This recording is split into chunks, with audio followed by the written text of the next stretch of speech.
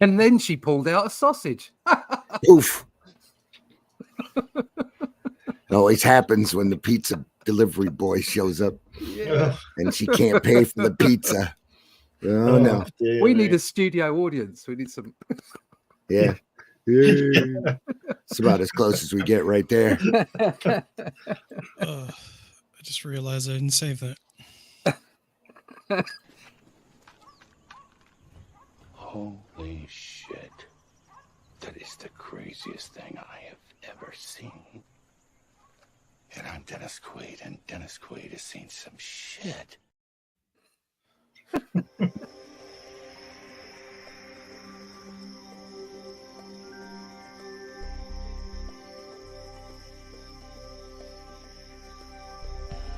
What was that?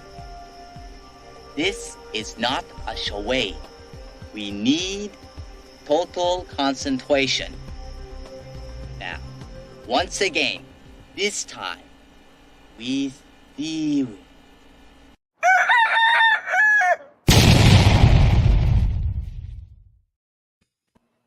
Come on in, everybody. We see you out there, especially Mike Jimmy. Mike Jimmy, we haven't heard from you in a long, long time, buddy. Anytime you want to come on. Hi, Mike. You're part of our discussion group over on Facebook. You are always welcome on this program, Mike Jimmy. Oh, Dave, Levi. Morning, folks. He's only up because his baby's up, aren't you, Mike? Yeah, he's up because it's morning there. Yeah, like it's actually morning for me. This never happens. Okay. Well, you're always welcome on whenever you can. Good morning, gents. Dave, hope you're doing well. Genuine Comics in the house. Levi is in the house. Levi up early. And here. Thanks for being here, Levi. Nita wants everybody to know that you can help support ICN by sending stars. If you know how to send stars, send ICN some stars and let them know that you appreciate this program. We appreciate you for appreciating us. So we like being part of ICN, and you're watching us grow as we speak. We have a brand new outro as we go out the door. A couple new programs I think are starting next week, and we want to welcome those people aboard. And just happy to see the programming over at ICN growing in some nice directions. He says, let me see how the baby's doing, okay? Yeah, yes, I told you. Yeah, she's starting to wake up, and I got to take care of her first. Absolutely, you do. But you're always welcome here. Always. All right, we're about to get into some Kirby, and I am your host, Randy Zimmerman. You can find my work over at aerocomics.store. You can find some great comics, some fun stuff like HeroBot Zero to read, a little robot character who fights giant monsters in his hometown, as long as he can do it on the clock and get paid hazard pay. There's Calico is over there as well, which is a great fantasy book by artwork by C. Michael Lanning. That's a fun title. If fantasy's your thing, there's more of that on the way. There's more HeroBot on the way. Paragon is over there as well, which is a great superhero title by art by J.R. Harris.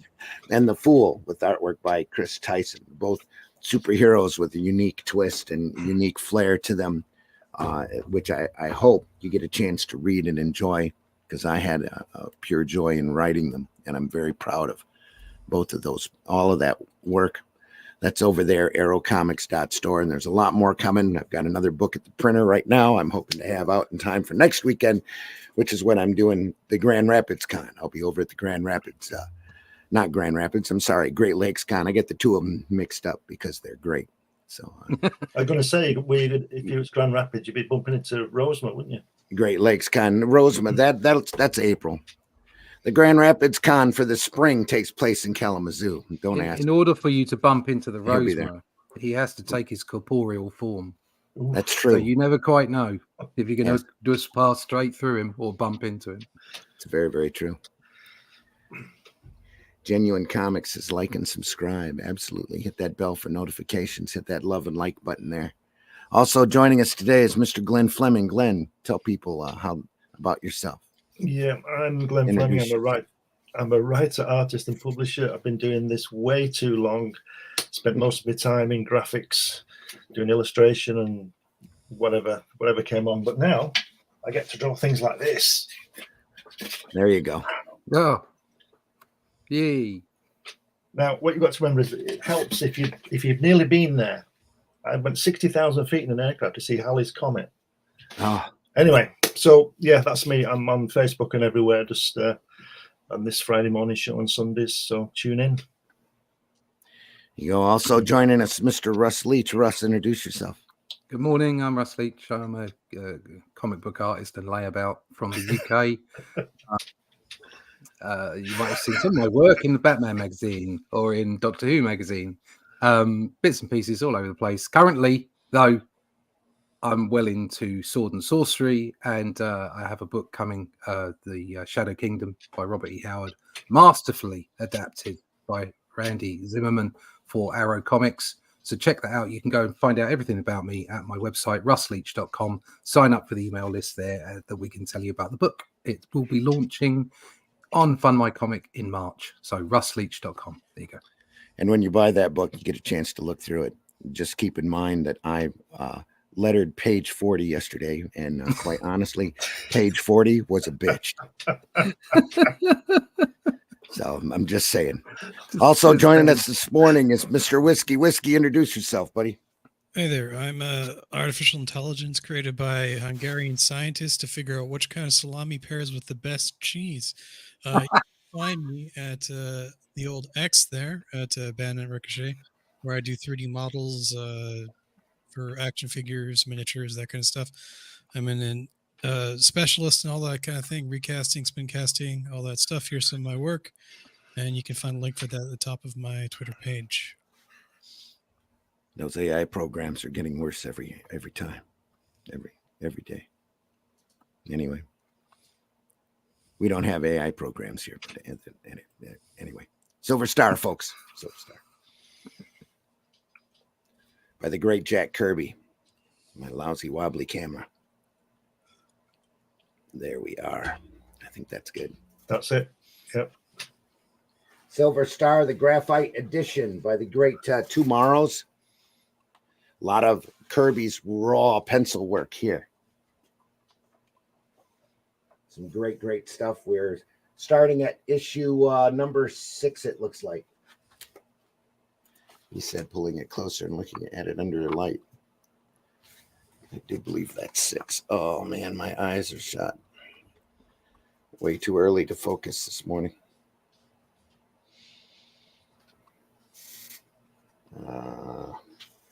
So's my lighting in here. I do believe that's 6 or 8. Anyway, one of those. Look at that cover. It's a great cover.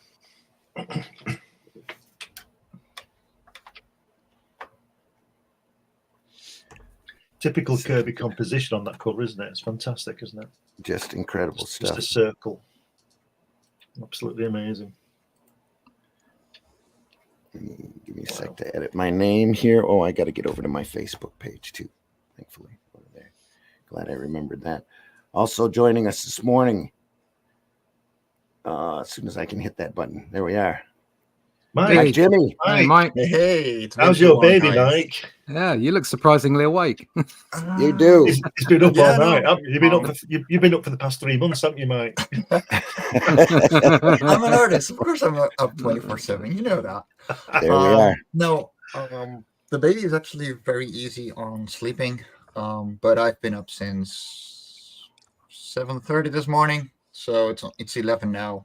Like, I've been working for a few hours already, and my glasses are flaring like all hell.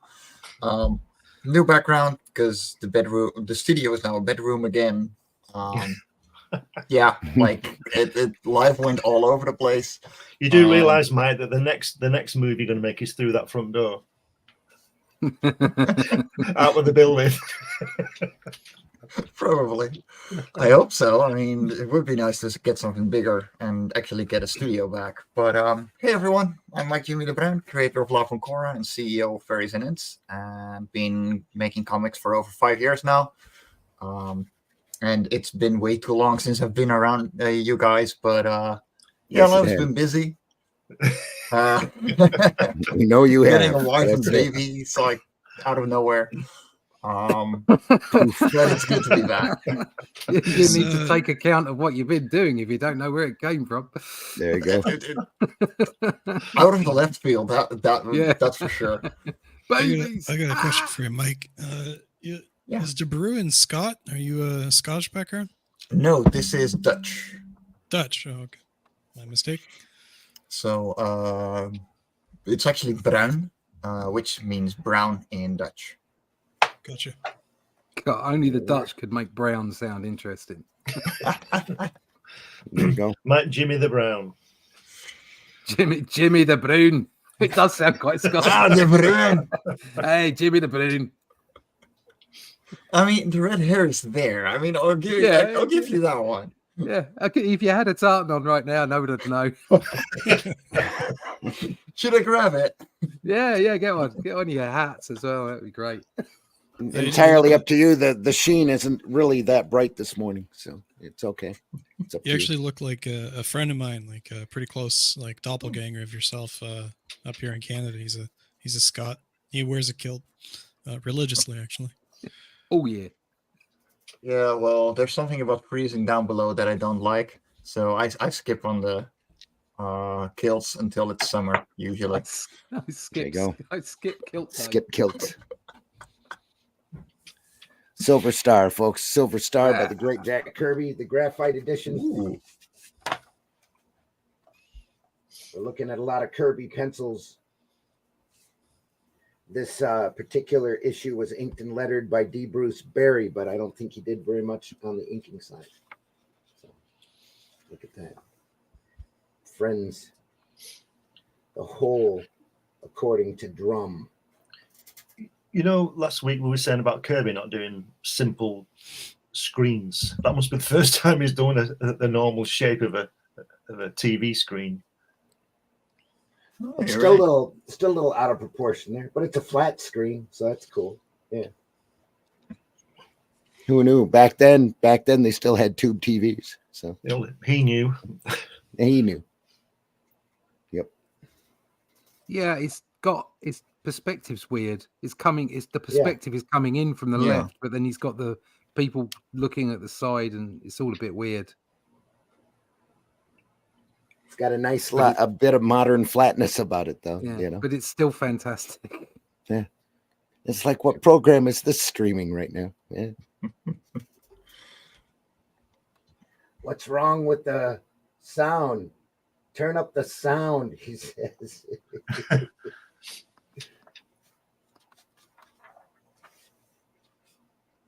Look at that.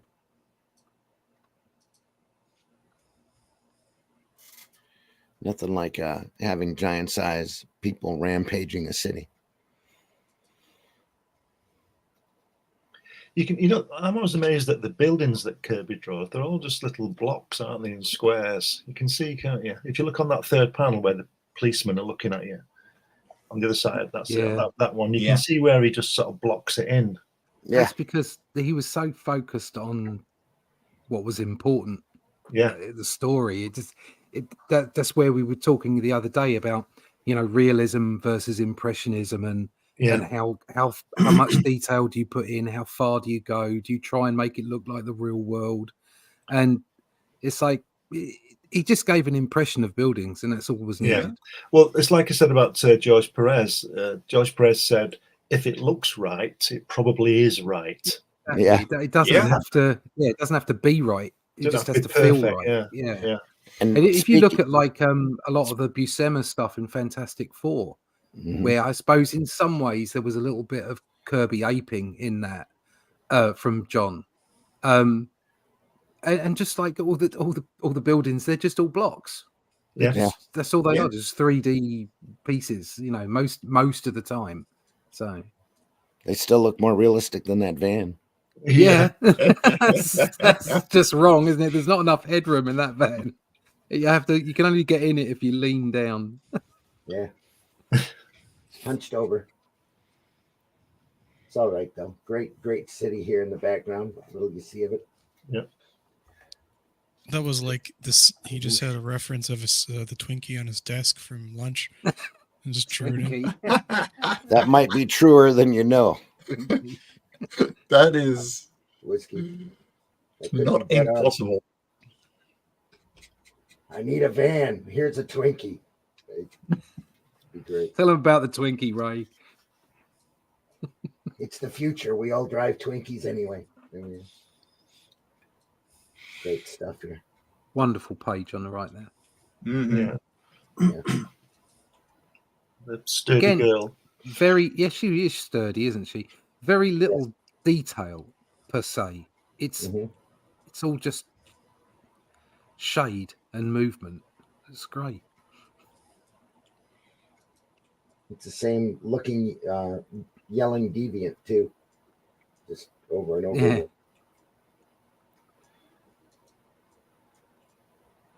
It's fun stuff. Look at that. Dodgy hand he's got there in the round. Yeah. In the round. Yeah. There's a dodgy hand there as well. Yeah. Yeah. I love the expressions. Yeah. Serves its purpose. With a great Kirby crackle here.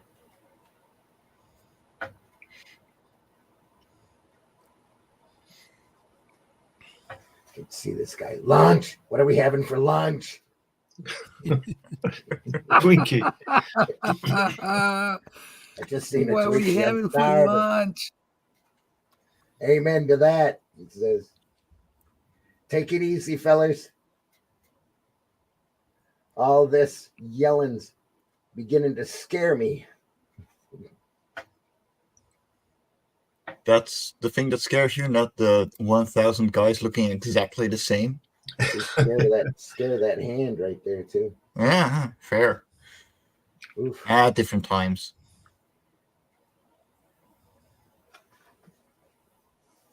It's a little bit looser here along the top. And she turned into Commandy at the top. Pushing everybody away. Yeah. Zoc. Enough of your yelling. Yeah, we were talking about this last week when it suddenly would get pages with no spotted blacks in. Yeah. Very strange. It's really nice to see his pencil work. It is. That's why I like this book so much. Gorgeous stuff.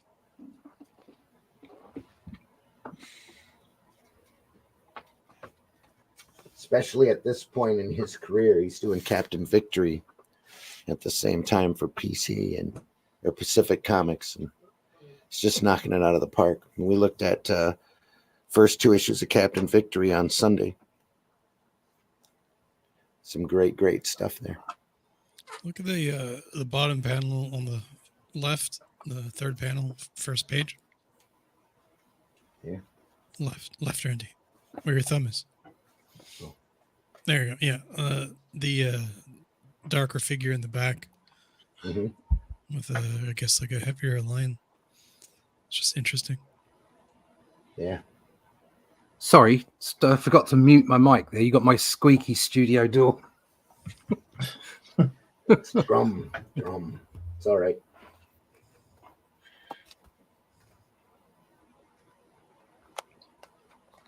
It's a blam.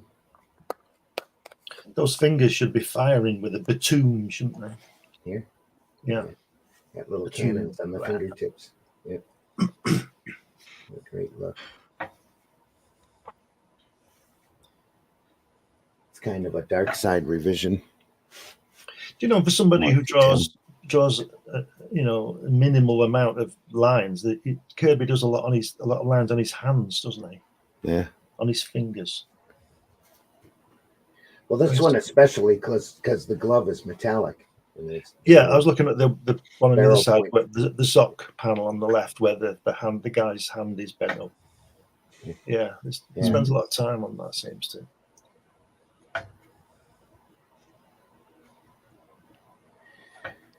Took me a while to realize how everybody would complain that Kirby is blocking, but he literally sees everything in basic shapes. Yeah. Oh yeah, like that's something that once you get to a certain point in your art, like it's the basic shapes being turned into something that feels like you. Yeah. And as long as you manage to get to that point, and honestly, he's one of the biggest guys regarding that, you're fine. Mm-hmm. and it's still being taught today. Like, look for the basic shapes so you can fill out the details for later. Yeah. Yep. In 3D, it's quite common because what they call the blocking out stage is you literally just use basic shapes to get the general shape of what you're looking at. So everything, I'd say most of the 3D community or most of the 3D designer world looks at everything in basic shapes first before moving on. That's how I was taught to draw. And Yeah. My style is very cartoony, but it's all circles on top of basic shapes, balloons, and curved lines. Same. That's the best way to go. Yeah. Quickest too. It's a little bit of inking work here. Oh, that is gorgeous. Look at that. Pop. Again, very simple. It's Look at that. it's only what you need, isn't it? It's That line yeah. work, so great white space there. gotta love that. Love that feathering here. It really pops. I was thinking about the basic shape thing we were just talking about, and I think a lot of the reason that people do it is just to help with perspective, because it's That very too, easy yeah. to lay out like a perspective thing, and then Oh, if yeah. you have a cube, well, you're in business, right? It's building things, isn't it? I mean, there were many occasions when Kirby's perspective was wonky, and all kinds of things were wonky, to be honest. But it didn't matter because what he created was so very solid, and Yeah. you can see that, and that's why he went to those primal shapes, because he wanted his style to look this way. I mean, there is nobody else. When we talk about, if you're a comic book artist, you want to have a unique style so people know it's you. Well, there is no mistaking Kirby ever. No.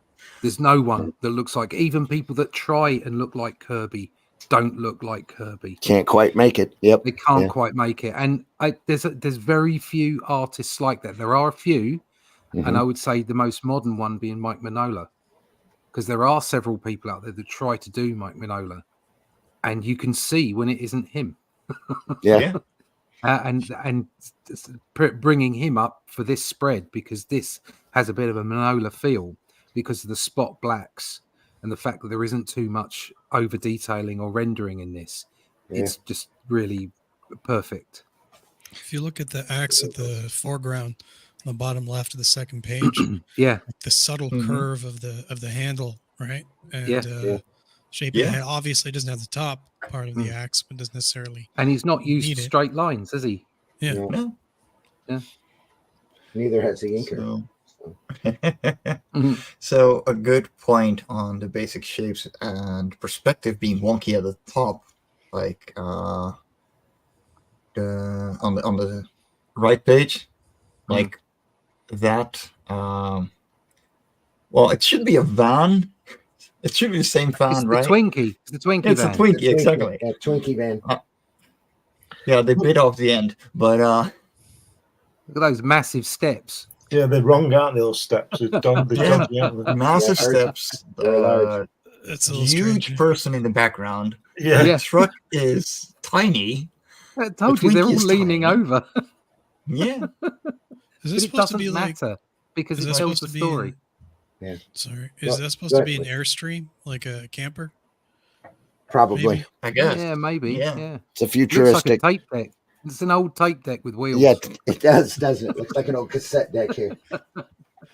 I need some reference here. Yeah. It's an 8-track. Quick. So it looks like a cassette deck. Yeah. It does. Right there. But yeah, it's just there's a marvelous, almost genius level simplicity to this spread. Oh, It's gorgeous. Got an open corner here. I'm going to draw a guy climbing up the building. Here we are. Yeah. Yeah. Up a pole. Yeah. Get him up that pole. Up that pole. You go play Santa now. Do you think that he did the perspective on that panel intentionally off? Like, not like he was Okay. just knocking it out, but like very methodically decided to make certain things larger or smaller, or, You know? No, I think he just did it. I think it was I mean, lack of time. He drew that way, didn't he? He just drew. So if he got it wrong, I don't think he cared, because he was all about the story and all about getting it down on paper. I don't think he thought too much about that panel at the top there. I really don't. Yeah. Serves its purpose. That's it. Yeah. There we are. On to the next. Especially when you've got such a great panel like the last one. Yeah, I think he was getting all excited about that double page panel there. Yeah. I mean, look at the guy on the left there, the guy with a suit with the really weird muscles. And it doesn't matter. It's all in the right place, and it's so solid. That might be the last panel that he did on this page, considering. Yeah, could be. So it wasn't a whole lot of concern, just as long as it was there. What you're saying about that axe down there, Whiskey, I love that axe. Yeah. Because there's just so little detail on it, and yet the lines are so expressionate. Yeah. It's great. HR's in the house. Hello. Hello, HR. HR, puffing stuff. Who's your friend when things get rough? I'm going to check it out. HR, puffing stuff. Intense raw if you can't power. Get little, then you can't get enough. Action brutalist, yeah. So, pardon me, Selby Summers betweener of his brother and Kirby. Yeah. Yeah, I can see that. Yeah. A lot of that. I mean, I've seen people. I saw one video. I think we all know who it was, saying, was Buscema really a knockoff Kirby? And it's like, how wrong can that statement be? I mean, he was arguing the point that he wasn't a knockoff Kirby, but to even suggest that he was a knockoff Kirby is bizarre to me. Yes, much like a lot of the other artists back in the time, he was told by Stan, do it like Jack, but even that, I don't think Buscema was doing that. But what he did do is he did take notice of the energy, which is exactly what Stan was asking the artists to do. Buscema took real notice of the way that Kirby put his stories together and the energy that came from them, and that's what he did input into his work. And I think Sal did the same thing. Yeah, that's exactly what I was going to say. Both of them. Sal didn't have the same mastery of anatomy that John did. I think that's all it is. They both came up with their own versions, their own dynamic shortcuts in order to get the job done. Yeah, they were both intensely affected by Kirby, but they weren't trying to copy him. And like I say, Sal is a brilliant artist. Perfect, energetic, simple line work for that age of comics to knock it out as quickly as it was. But I think where he fell slightly compared to John was that he just didn't have the same command of anatomy and structure that John did. Well, I really came to love Sal Buscema on his run on Defenders. Yeah, that was brilliant. It's just, and it was so consistent over and over again. Just great. HR is right. Sal does deserve a throne of his own, without doubt. He was a fantastic artist and a good inker. Yeah, Sal's in between. I think we talked about this before on the show, but yep, he does. If you're drawing stuff over and over and over and over and over again, you're going to develop your own little fingerprint, your own style. It's going to be completely distinct. So it's like whoever, like Kirby, I don't know. I just don't think that really exists. I think everybody has their own. Well, the problem is that people don't let them, because there's this, and this isn't just comic book art. It's everywhere, isn't it? It's like CGI and special effects, and everything's got to look as real as it possibly can look. And that, what happens is if everything's focused in like a funnel on trying to look real, where's the expression? Where's the style? Where's the uniqueness of the artist that's putting it together? And that's why this work from this period of time, Kirby and the other artists of the time, why it stands out so much, because it was their personality on the page. It was unique to each artist. You could pick an artist out, okay, and that's why you don't want to like there's, as we say, there's some fabulous artists out there, especially working for the big two. There's a few fabulous artists, and they have this kind of realistic style that's so realistic that it's difficult to tell them apart. And that's to me, that's not what you want to do in comics. What you want to do is you want to allow your style, your personality to come through so that people can pick you out. It's difficult to do. You've got to work hard, and there is a period of time where all you're doing, as you were saying, Whiskey, is just drawing the same thing again and again and again and slogging. But eventually, if you allow the impressionism to come out, you allow your character to come out, then that's what happens, is things stop looking quite surreal and start looking more interesting. Yeah. Style is everything. Style is everything. It's something I needed to learn. I was very naive for a long time. And I think so many artists have that Kirby moment where they're sort of looking for realism. They're looking for perfection in their work. And then suddenly they realize why Kirby was so bloody good. It opens your mind to so many different types of style. So, love this pen. Sorry, what were you saying, Eglin? I dispute the fact that style is everything. Storytelling is everything. Your style is just another part of it. You can draw like Kirby, you can draw like Ditko, you can draw like yourself, or at least try and draw like those people. But it's about the telling the story. And that's what, as we know, Lee told people to copy Kirby. Some tried to draw square fingers and all that kind of thing. Yes, but that wasn't what he meant, as we know. If you're going to follow Kirby storytelling as a template, you're going to do what John Buscema and John Romita and all those people did, and that is draw dynamic comics. Dynamic storytelling. The fact that John Buscema draws the most beautiful girls in comics, second, and John Romita comes probably a close second, you know, and John Buscema and Romita both do what I'll call normal anatomy and musculature, right? They're more realistic, but their power and the dynamism, which is easy for you to say, is in the storytelling aspect, and that's the most important part, not your style. Because an artist's style, however much you emulate, if I copy your style, Russ, at the end of after several pages, my style will come through. Yes, exactly. Your style is natural to a person. Yeah. And you can only develop your own style. So I dispute that about style being everything. I think storytelling is everything. And I think that's what's missing today, because like Russ said, everybody's trying to draw perfectly and they all look the same. Yes. Yeah. I think that's what the mainstream media is getting wrong about manga as well. Yeah. They're not looking at the storytelling. They're just looking at the presentation. Yeah. Saying, look, here's Batman, but in a manga style. It's like, yes, so what? Yes. Unless you're telling great Batman stories, it's still not going to work. It's the storytelling that's important. It's that pace from from panel to panel.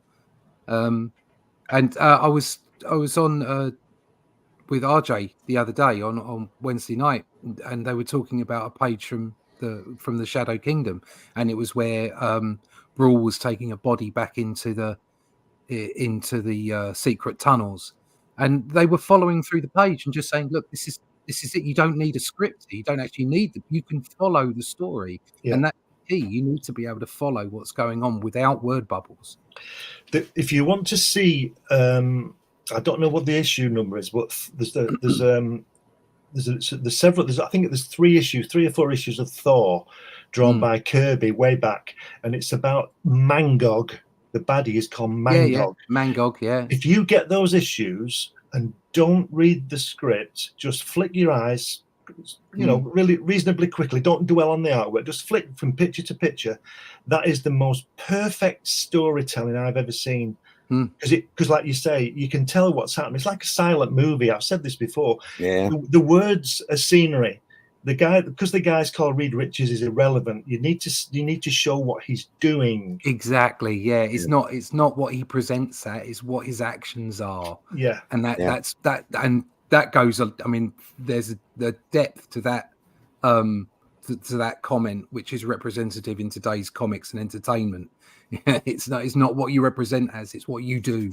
Okay, well, it's the character that you possess and what you show and the actions that you have. And if you look at that right hand page, just flick your eyes between those 5 panels and see how she throws that bomb and how that works. Just flick your eyes between those panels. Bang, bang, bang, bang. And boom. And it works perfectly. That was something else. They were quoting another artist saying that that it was just anecdotal, saying that in comic strip, if you have a person walking from one side of the room to the other, you need to show them doing that. Yes. And it's like, no, you don't. What you need to do is you need to show them at the start and at the end, maybe. And you have to have the appropriate scene setting and the appropriate body language for people to have understood that in between the 2 panels, they've walked from one side of the room to the other. Yeah. And that's what this is doing. This isn't showing you every frame of what's gone on. You understand the movement between each panel. You read within the gutters, which is why comics are the best storytelling medium ever. So there it goes. My opinion. Here it comes. There it is. Kablam. Yeah. Kablam. You see what Kirby's doing there? He's proving again his animation experience. Yeah. But he's been in, he was an in-betweener, and you know what that is. Well, here he's being the main artist. He's drawing the main part of the action, and then the in-betweener would put 24 frames in between that bomb, and all that kind of thing. So he's showing you the tension points every time. Like she's holding the bomb, she starts to tick, she lifts it up, she throws it, it's on its way, and then boom. That's why comics are so interactive with the reader, because the reader is the in-betweener. Yes, exactly. The gutter. Yeah, that's right. So it requires you to interact with the comic far more than you would with a novel. Okay, and because what you're doing with a novel is you're generating the whole thing. Yeah. Okay, so there's no points for you to lean on. You have to generate the whole thing, which is why it's difficult for some people to read novels. And then with film, it's completely passive. You have no points in order to generate your own imagination because it's all being done for you. That's what's great about comics. So as a person who writes novels, as you know, it's one of the tasks of challenges of writing a novel is that you don't revert to dialogue. You've got to put he moved over to the table. Yeah. Desmond turned to face the guy. You've got to put that to tell your reader. If you just put dialogue, you get lost as to who's speaking. Yes. Yeah. So you have to describe the world. Yes. Yeah. Continually. With this stuff, you show it. And we've said this before. One of the best things I found very early on when I was a kid about comics is that everything is always in focus. Even the backgrounds, however far away they are, they're always in focus. And I think that's an important thing to understand. Yeah, that was lost on me for a long time. And I would, especially while I was doing digital artwork, I would have things out of focus and what have you to create effects. Yeah. And now I realize, no, I shouldn't be doing that. That's not what comics are. It's like being a purist about what you've got on the page. Yeah. So I think personally, if you're going to go into digital comics and take and almost semi-animation, that's what a digital comic should be, but that should not be what a physical comic is. I think they're two different animals. But I agree. They're different animals. Though, of course, like we both use digital for a lot of things, so we both know like how much overlap that can be. But knowing where your traditional comic works compared to a webcomic or just a digital comic, And it's horses cutting, for courses. There's not one that's Yeah. right or wrong. It's just that No. they're different. Yeah, exactly. Yeah. and as long as people keep that in mind, and a lot of newer creators don't realize that, because 90% of what they consume is already a webcomic.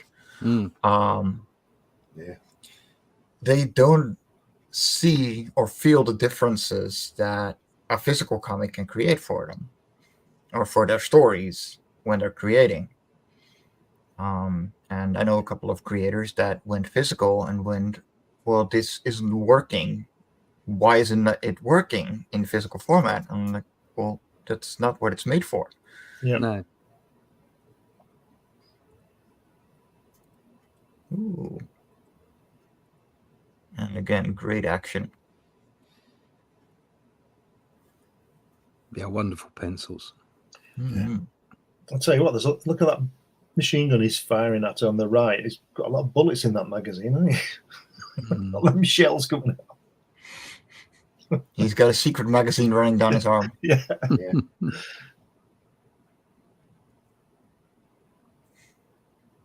It's like old action movies. You never run out of bullets. Yeah. Unless it fits the plot. Mm-hmm. Yeah, that Batman one with the shield when he counted the bullets. Unintelligent designs that's in the Batman anime webtoon they have is trash and cannot compete despite having comparable art.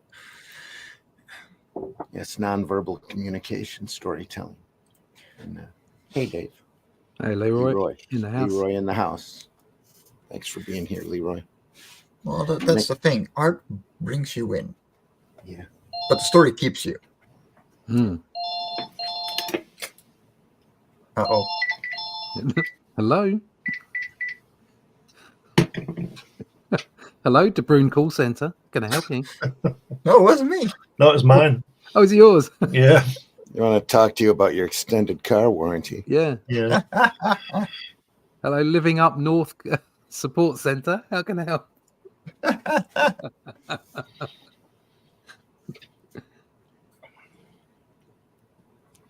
I'm still getting calls from people asking if I filled out all my disability forms 2 years ago. Oof, look at that. Ooh. That's a sound effect. That's stuff. You don't see enough look at that going nowadays. over. Yeah, you don't. Look at that going over from that tall panel into the right-hand top panel. Into its own panel, yeah. Yeah, that's just great. No, all hand lettered as well. Look at that. Lovely, yeah. that letter. Fabulous. But it ends the sound effect. You know, it creates a timer. It makes the entire sound effect feel longer. And if you had just had it like run down vertically, on just the toll panel, it would not have felt as impactful. Like, there's some seriously smart lettering going on right there.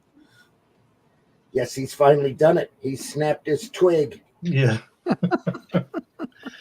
Oh no! God, they're keen. They're really after that car warranty today. It's okay. Helen's got it.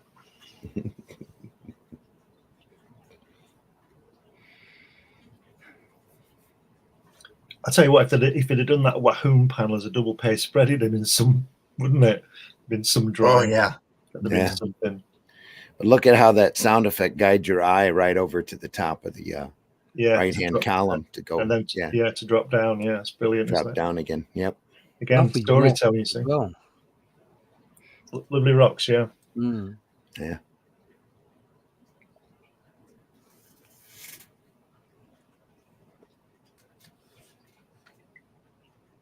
You know, for the longest time, I used to look at Kirby's rocks and other people's rocks, and I used to think, have they seen that rock? Mm-hmm. And then I was looking at some George Perez stuff. This is years ago, in the 80s. And I thought, he draws really good rocks. Where's he seen the rocks like that? And I went to Almeria, Spain, and there were George Perez type of rocks on the cliffside. I don't know whether he's been there or not, but obviously he's been somewhere to get that rock. Thought he pulled a lot of that reference from Kirby. A lot of his rocks look exactly like Kirby's rocks. Perez does. It's brilliant work. Yep.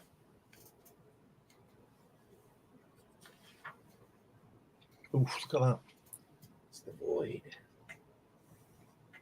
Wow. Oh, that is Look at gorgeous. that. Look at that expression on his face in that middle panel. Yeah, look at that. His helmet's a bit stiff. You'd have a problem wearing that, wouldn't you? Be able to move your head. Yeah. Yeah. Yeah. I don't think that would be very comfortable. No. Wonderful inks again. That how strong that cover is. Amazing neck support, though. Yeah. It's absolutely bonkers. None of it makes sense. Perspective's off. Yeah. It's all off, but it's just It's all wrong. gorgeous. Look at his leg. Yeah. It's Yeah. all completely wrong. Absolutely beautiful. I would hang that on my wall. It's beautiful. Yeah. Or sell it for 20 grand. Yeah. It took there me a is always second that, yeah. to find it right lower arm, because it looks like it's just his upper arm flowing Yeah. down. Yeah, no. He's checking his mic. Yeah. The thing is,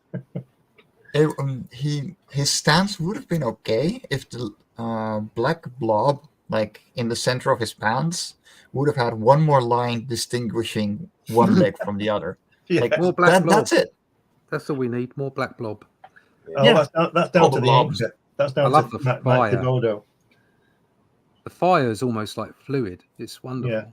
Yeah, it is. Yeah. I think it makes it look like he's doing what he's supposed to be doing. That's melting the brick. Yeah. It Like looks it's like, lava. but it doesn't look like he's shooting it. It looks like he's belching it. Yeah. Yeah. It's just fantastic. That's how it would look from a dragon, right? Yeah. Yeah. The angel of death. He was man's only hope of stopping the angel of death. The next breed.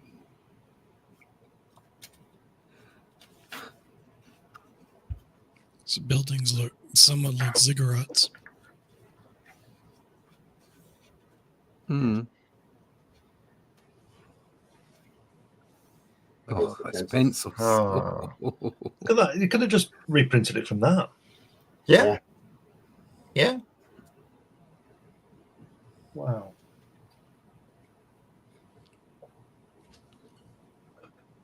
What do you call I guess they're window frames or something, but look at the windows just between his legs there on the first panel.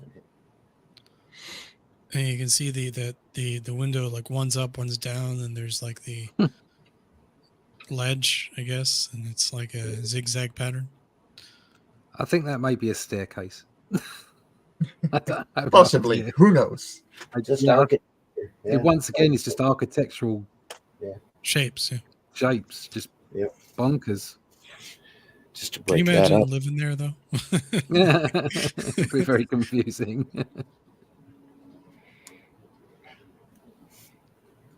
Please take an upside down left at the MC Escher stairs. Yeah.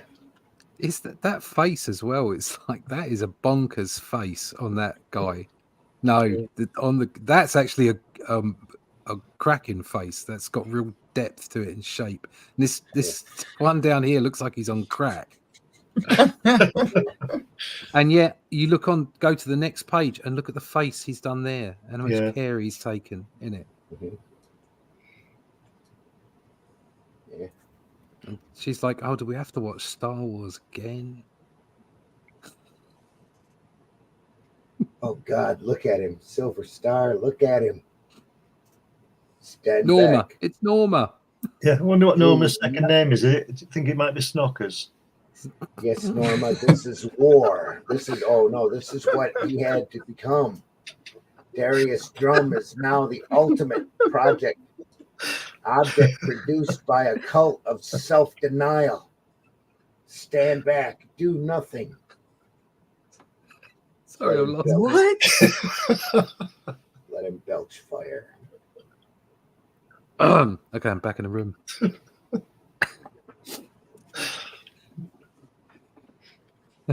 Self-denial.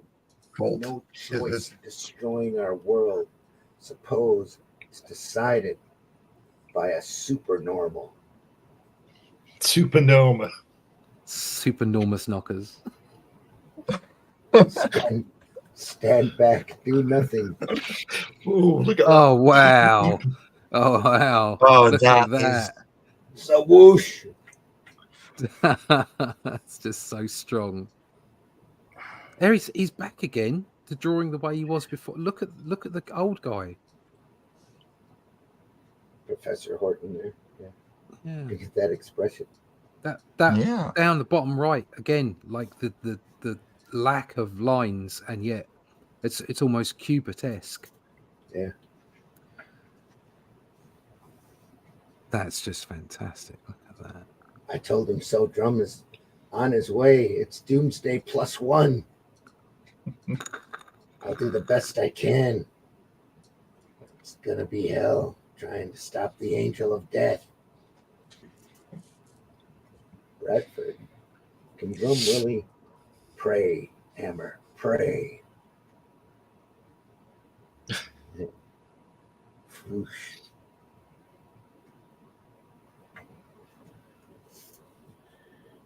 Whatever you do, no more burritos for lunch. Definitely needs an Altoid. Please stop your Chipotle addiction.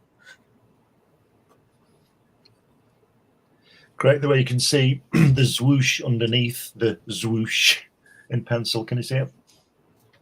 Oh yeah, The big panel. Yeah, you can where he see it. sketched it out. You can see where I think Kirby's probably done the one underneath, and Thibodeau's gone over the top.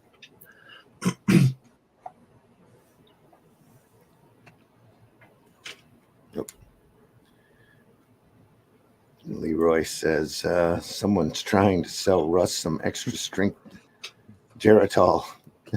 I don't even know what that is. It's old people like cod liver oil. Oh right. Kirby's playing more with the panel layout in this comic. Yeah. Yep. Yeah, a little. Yeah. Literally Kirby Unleashed here.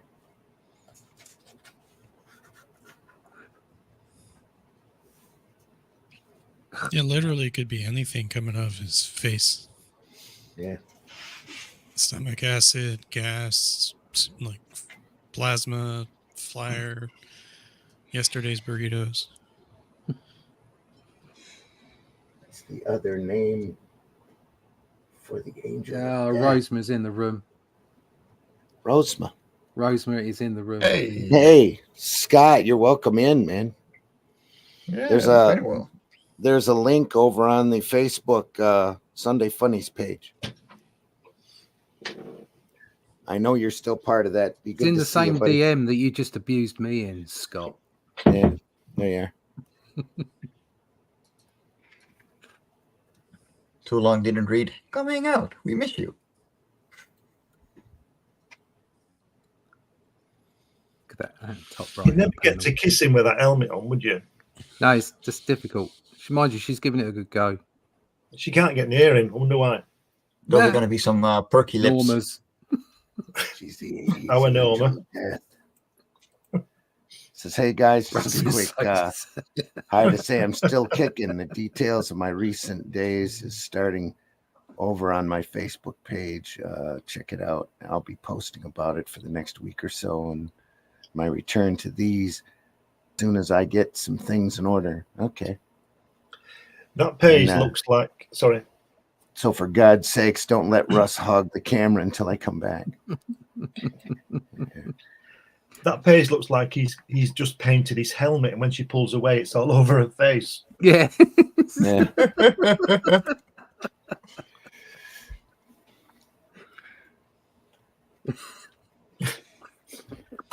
Interesting. No, I won't say it. Russ is so deserving.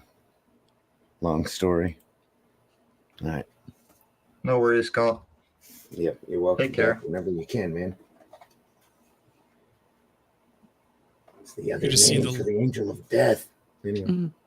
The panel just before that, he's just like, sorry for the barbecue sauce. Yeah, yeah. You just caught me after I was eating ribs. You got something on your face there. Let me lick that off. Yeah.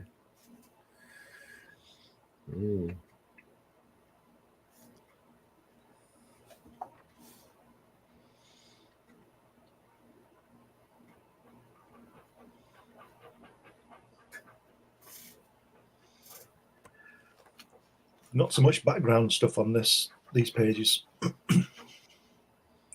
Yeah. Well, sometimes you just gotta move the story forward, and backgrounds are not the thing that matter.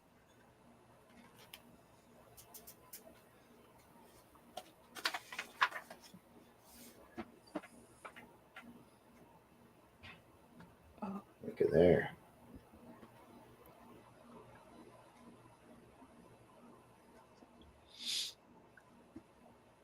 Great shot. Look at that motion here in the pencils.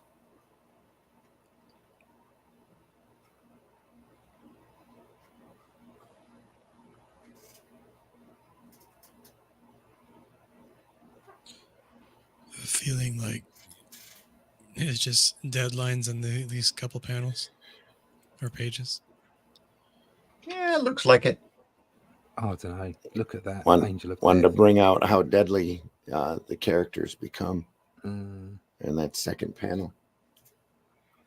Mm-hmm. You don't see Kirby that heavy very often.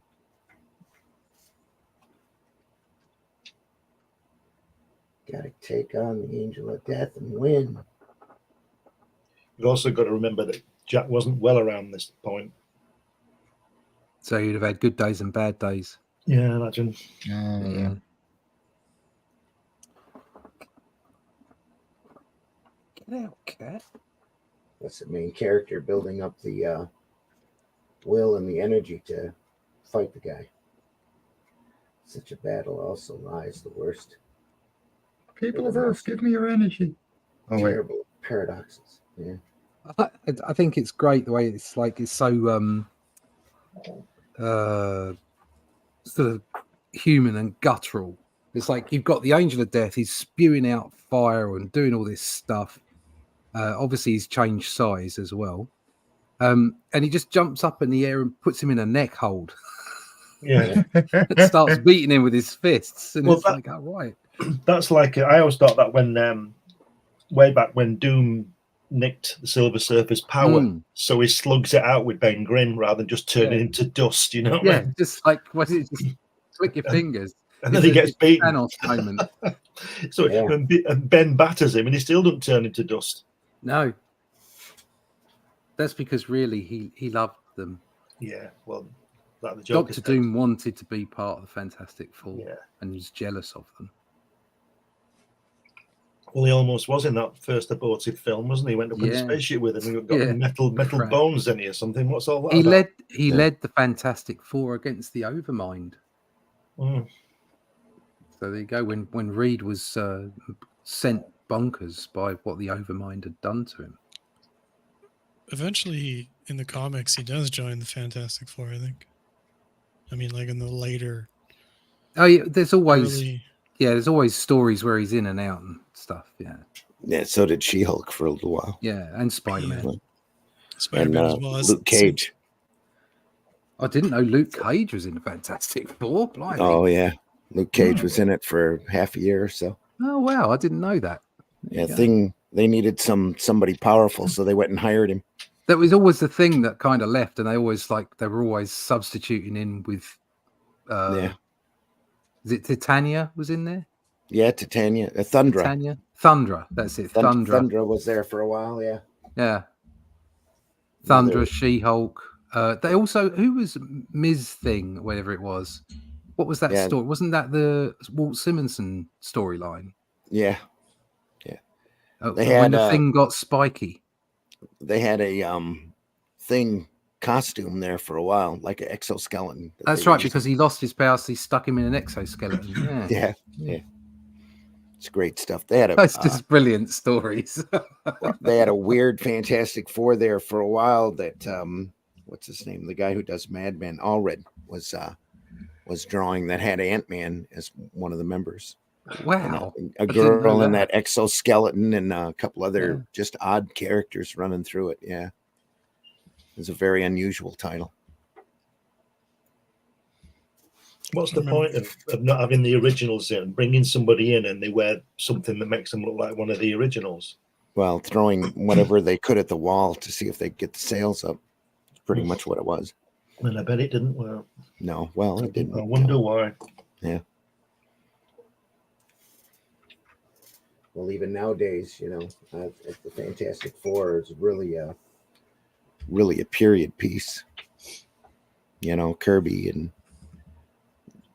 that's what made them so fantastic. They were going out in all these outlandish things. If I was going to make a film about the Fantastic Four, I'd base it in 1965 and have everybody with skinny ties and those kind of cars and everything, hats and all that. Yep. Yeah, there's a lot of really good things that you can mine out of that era. It's really, they were an anti-communist statement anyway. You know? Everything wasn't it? Then? Yeah, that during that period. Cold War stuff. Yeah. So was Iron Man. Yeah. Oh, yeah, especially Iron Man. Yeah. Boom. There is a baby waking up. I'm sorry if you can hear her. Oh, can't hear it all. You might in a minute. Do what you got to do. No, Mom is taking care of her, so I can stay hanging around. More cosmicness here. I know.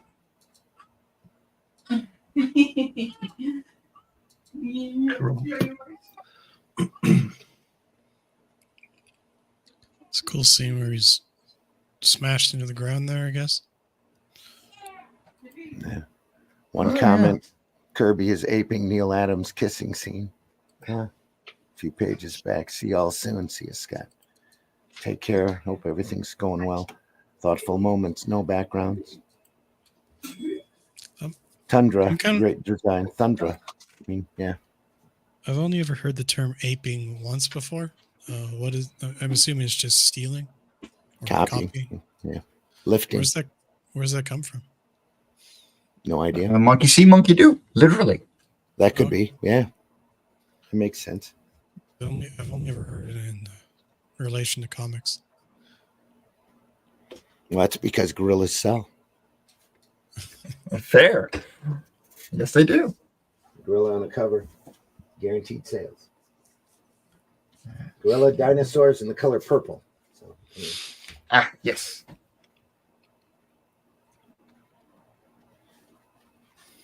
Beaten down.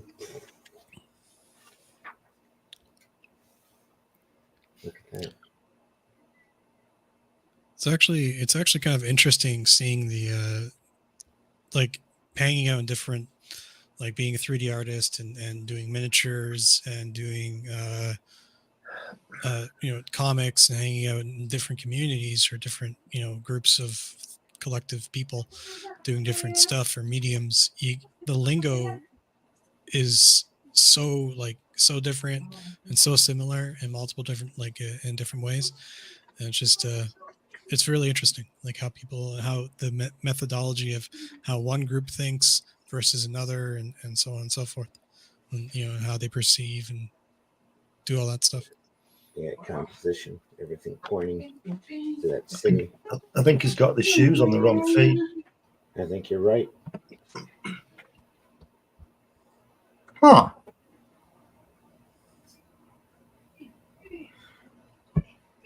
It's certainly getting looser, this comic, isn't it, as these pages go on?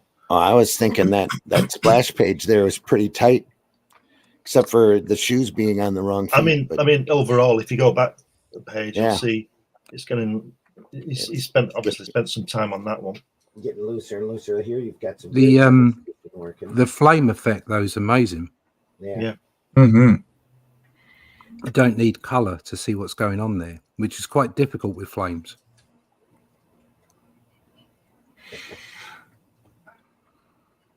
Just love this splash here. The composition of it, the dynamics of it. Except now I can't get past the feet here. It's like that German guy in The Longest Day. You've seen that when he puts his boots on the wrong way. Probably it's what adds to his attitude. Yeah, that's why he's so pissed all the time, because he's got his feet hurt. Yeah. That makes sense. I'll destroy the city. My feet are killing me. And I'm really intelligent. I can't work it out. Is there? It's highly unlikely, but is there some kind of like biblical creature or like a demon with like backwards feet? Not that I'm aware of.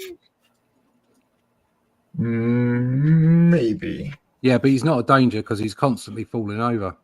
Yeah. It's mostly cloven hooves. Yeah. Goat hooves, cloven hooves. Not a lot in the Bible about not well-fitting sandals. So That guy a little on the bit. phone.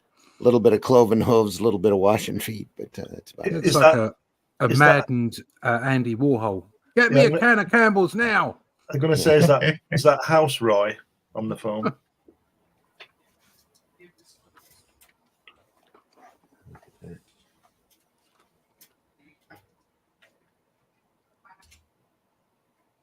Almost Gene Colan here in the shading. Then we get this face here, extended chin, and the phone receiver that doesn't quite look right. Hey, Do you think Jack was listening to that doom and gloom song when he was drawing this? Maybe. Doom and gloom. It's not May have very been optimistic, is it? May have been tasting the biscuit. Yeah. I doubt he was tasting the biscuit at that point. But yeah, doom and gloom, maybe. I was going to say, it reminds me of that character from the Mad TV show. The little kid, the guy who pretended he was a little kid. Would go around and act real infantile. Is that the same guy who did the German in the bush? Was he called Johnson? Somebody Johnson? Artie Johnson. Oh, no. You're thinking Laughing. Oh, right. That's a whole different show, yeah. Yeah. Very interesting. Yeah. This is all Yeah. before me, I'm afraid. yeah, I'm afraid I'm so. lost. Yeah, All right. but you've heard of Jesus, and he's 2,000 years old. It's a horrible, obscure reference. So no big Yeah, deal. but he has far more followers, unfortunately. No, it doesn't. But he does. Not anymore. It's a mid-century No, modern I'm style. just talking historically. Yeah. He dropped his sandal. It's a sign. It's a sign. Yeah. No, he can't come out. It's a very naughty boy. How shall we go away? Yeah. Jehovah, Jehovah, Jehovah, Jehovah. It's great when he opens the blinds, isn't it? And he's naked, and they're all all waiting for him in the courtyard. Yay. So there are demons and stuff with backwards and wrong way of facing feet. Are there? Yeah. And works specific to the Malus Maleficarum, the Hammer of Witches, and the. I'm being Faust. asked if you want to say hi to a baby. We always. No, wanna I've had say enough hi of to a them. Baby. Blowing you up. I've got my Mike. hands full with one as well, but I think that's a yes. They put me on full screen. We always want to say hi to a baby. Absolutely. It's Oh, baby. Oh, baby. Hey, Mike, your baby looks like a baby. I know. It's It simple. looks like a It's baby. not even a gremlin. There we are. We didn't even feed them after 12. And here she is. Hey, you can look at daddy. This is Aurora. She's been the star of the show for Hung Animation for a couple of times now as well. There you go. And she's the reason that I've been AFK for so much. Because she is a handful and a half. It's your greatest creation right there. Oh, yeah. Are you hungry? Yeah. Baby's always hungry. Always hungry. All right, I'm going to give you back to mommy. Mommy monster's coming. Yeah, the little mohawk. I know. She's a little punky. Give me my child. Oh, here comes the baby. Here comes the baby. I'm stealing you away again. So did he kill all the bad guys? Because all those Yeah, guys actually. in the panel, they're the guys from the earlier panel, aren't they? Where they're going crazy. They look like they're burning here. Yes. Love that. He is the angel of death. So He's pretty good at it. He doesn't care, does he? He just takes life. He's not bothered who it belongs to. He cannot Even if kill it's his Darius cultist Drum. followers that got him there in the first place. He cannot kill Darius Drum because he is Darius Drum. yes. Is he like phasing through a building there in the Yeah, last? I'll mute for a minute because there's going to be a big strike. Kirby. vanishing to the bowels of the earth through a building. If he had skis on, it'd be the Black Racer, wouldn't he? Yeah. Yeah. Fabulous. Oh, Iron Man shoes. Oh, that's a bit Christ-like, isn't it? Yeah, just a bit. I'm okay. Needs finishing off, though, doesn't it? It's a bit odd. And those buildings are really blocked in, aren't they? Yeah. Very FF. Like down there. Yeah. Thing is, like, I still see it like that nowadays. Yeah. Worse, Yep. even. Yep. Or, and that's something that personally I'm like, well, you know what? You're actually right. Why not? Is people just grabbing the sky view and turning it into a black and white and just black background. I think there's two ways of looking at it. Like we said, you know, if you can trace something, trace it. If you can cut and paste it, whatever gets you through. As long as it's you know what I mean? It's like, oh yeah. If you're so, for instance, if Kirby had cut and pasted some kind of photographic horizon line here of a city, no one would be complaining about it because he used photography in some of his work, didn't he? Yeah. And he put it in, and no one would have complained because it's a Kirby figure. He's, you know, it's his storytelling. He's done it. Also, when you're on the clock, you know, these things also. But I think sometimes it's too easy to reach for that. And I think if you're doing something like, if you're doing a graphic novel and you're giving yourself the time to do it, you're not on that, you know, monthly turnaround time of floppies. I think a little bit more care should be applied, a little bit more thought. You know, he could have easily just cut and paste some kind of cityscape in the background, but I think this looks better. Yeah. Yes, for sure. That's the difference. There's nothing wrong with doing that, but I just think this looks better. So, well, the thing is, like, it's you see where he chose his battles. You know, and this scene he clearly put in the background because it's the end of the issue. It's the last thing people are going to see. And that's the thing that's going to stick in their minds right there and then. Yeah. But not just that. It's the fact that you look at that and you see the unfinished buildings and you see, but it fits. It's drawn. You know that there's care in it. You know that there's thought and like it's about impressionism. You could put a perfect cityscape in the background and it wouldn't have the same effect. Yeah. I know it's got to be inked yet anyway, so there is that as well. But still, I think that there are those choices to be made.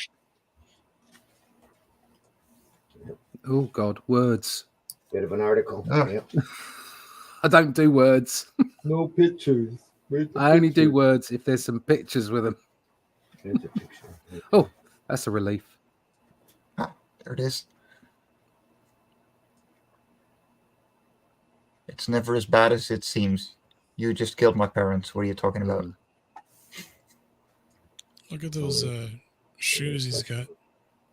Sorry, I slapped you, son, but Robin wasn't allowed around.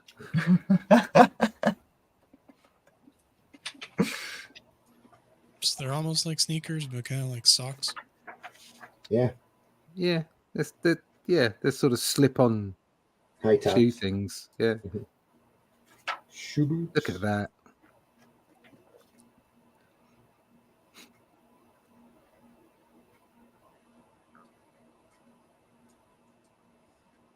What's he doing there? Is he flossing his teeth in the bathroom? Yeah. Putting his helmet on, apparently. All right. Playing with his helmet.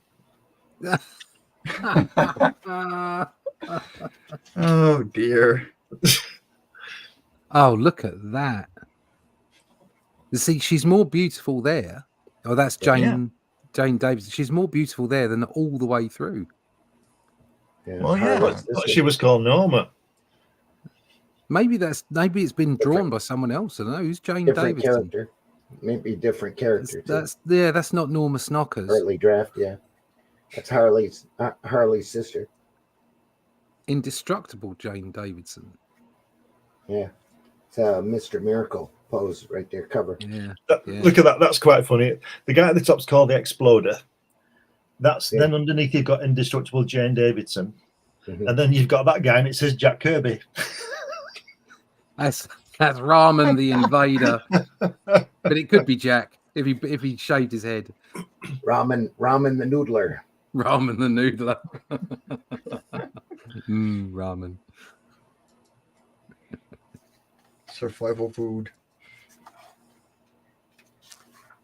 Thank God the noodler has a loincloth on. Yeah. Look at that What funny is little that bloke. thing? Yeah. What the heck? These are great. Especially that leg there. That previous one appeared inked by Josh Sinnott. I'd like to see that. Yeah. See what he did Well, with the one of Jane, what's her face, in costume. Yeah. Can you imagine Sinnott inking that? That would be gorgeous. Yeah. I mean, it's gorgeous as it is, but great pose, yeah.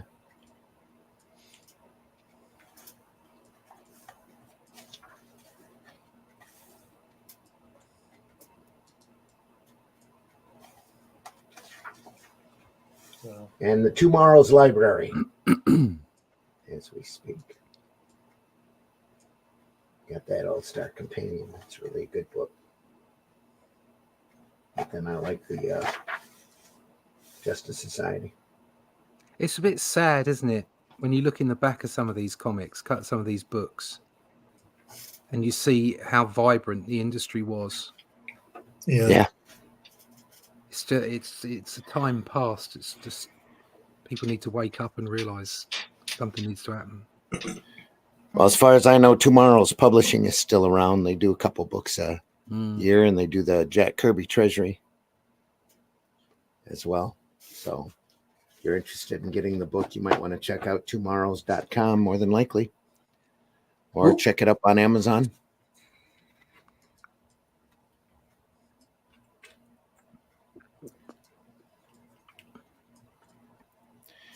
We have a little bit of time. We can call it here, or we can go through a issue of Captain Victory if you want. That's only 22 pages, isn't it? Yeah. Go for it. Yeah, let's do that. I'm up for it. We'll just flick quick through. Graphite Edition. I love that. Yeah. It's kind of a joy when I found it. Does Kirby ever explain why his heads are so wide? Just the way he draws. Kirby doesn't have to explain anything. Yeah, Kirby is Kirby. Yeah. It's not like he can explain it anymore now. I think if John Buscema is the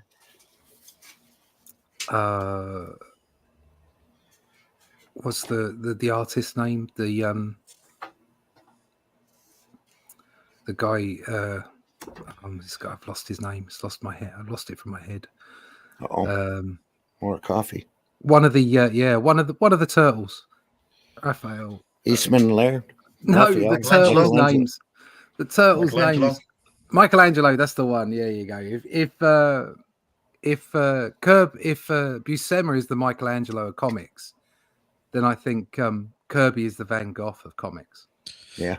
You know, I was just thinking about the way that Kirby actually draws his proportions and wider heads and stuff. If you're looking at the comics from a distance, right, and trying to figure out on the rack which one you want to, look at from across the room and get drawn over to it while you're walking into a shop, Kirby has a similar effect to how they do the exaggeration of miniatures, which you have to look at from a distance in a tabletop. So maybe it was onto something there. Maybe you just drew it. I agree with you. That's exactly why his stuff stands out, because of the physical pronunciation of his figures. I think they're so thick and big. I don't think he thought about it like that. I think he just created the style. But that's exactly off, because his artwork is so solid, is so big in every means of the word. I think that's why they had him do so many covers in the 70s too for Marvel. Because it just pops, doesn't it? I mean, you're exactly right, Whiskey. Just pops off the newsstand. You can see what's going on from a distance. Yeah. Captain Victory #3 from Pacific Comics. Captain Victory and the Galactic Rangers. I was actually recently arguing with this on Twitter with this gentleman that was doing miniatures, and he's one of the more popular miniature creators out there, but he has no like history, right? Like, or no concept of history of the medium, and he's just naming everything that he does miniatures, and none of the sizing is like kind of accurate and stuff.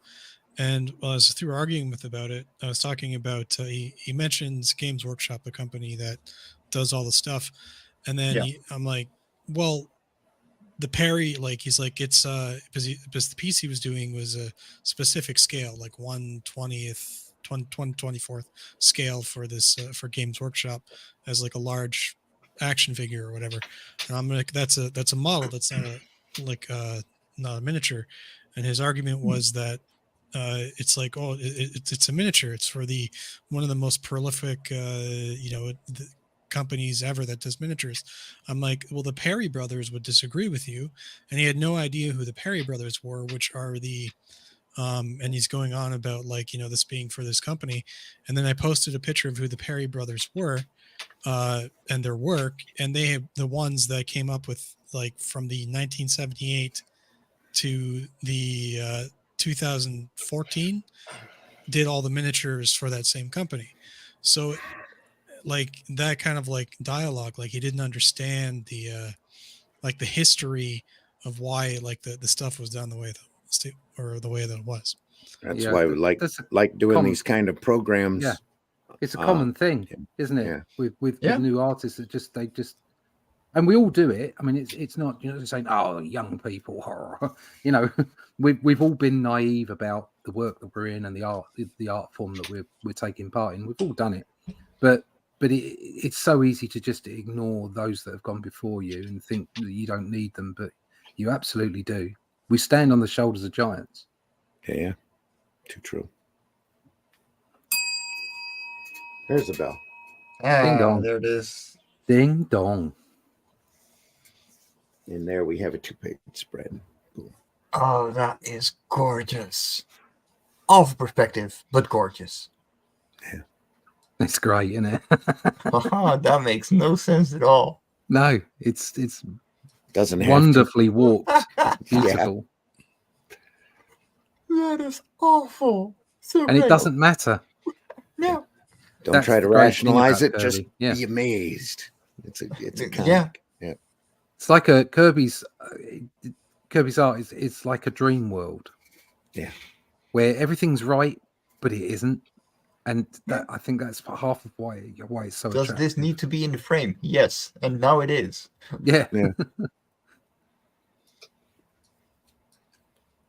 That is incredible. It hurts my brain.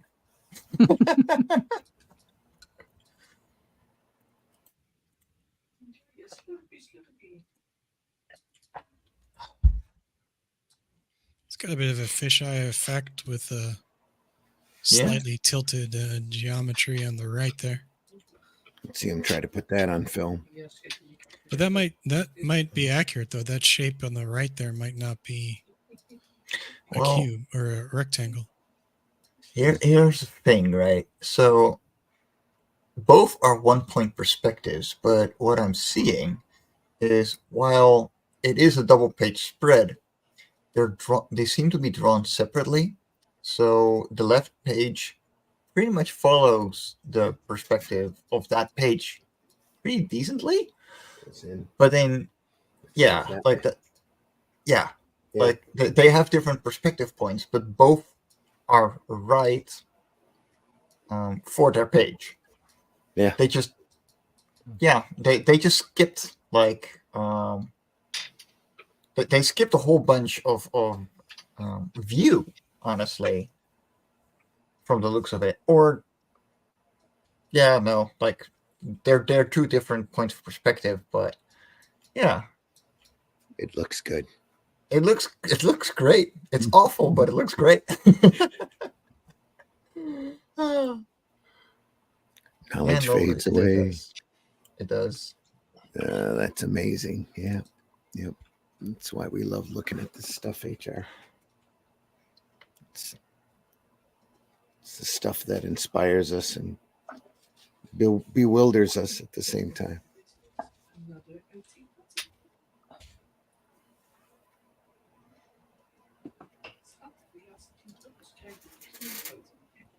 Could be Jack right there. Yeah. From that time frame.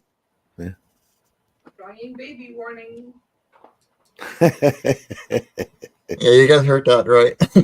Yeah, we heard that all the way across the world. Sweet. She's usually quiet after feeding, but just gotta make sure. It's all good. It was a good. Brutalist. Brutalism architecture. Brutalist, yeah. I love the Michelin Man in the top and bottom right. Yeah. Extra padding for the fall. Ah, yes.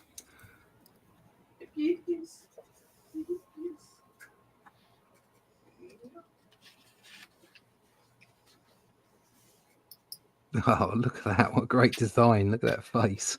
Bug. Looks like mantis. Yeah. Oh, a great look. That is nice. It's crazy good. This is really cartoony, isn't it? Yeah. Yeah. Yeah, look at the cop down the bottom left. Smokey and the Bandit. Yeah. Yeehaw! What y'all Duke boys doing in this here cave? Yeah. Boss Hog. And what was the deputy's name? I don't know. No one can ever remember it. Gopher, maybe, yeah. Boss Hog and Daisy Duke, that's about it, isn't it? I know on the show he was probably the most educated out of all of them. He was acting the most stupid. Morning, gents. Kirby on a Friday is a great end of the week. Yep. Yeah. Our thoughts. Good exactly. morning, Hojo. Morning.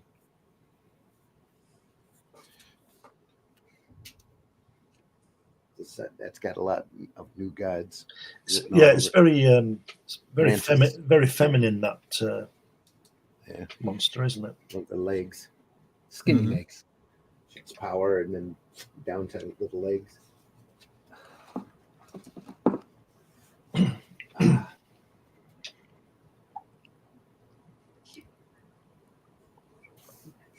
Or the egg robot. Yeah, so that's where Doctor Who got it from.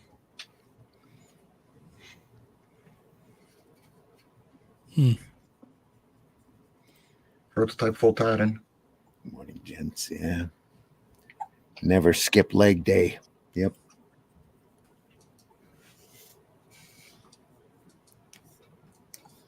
Some really crazy designs on this.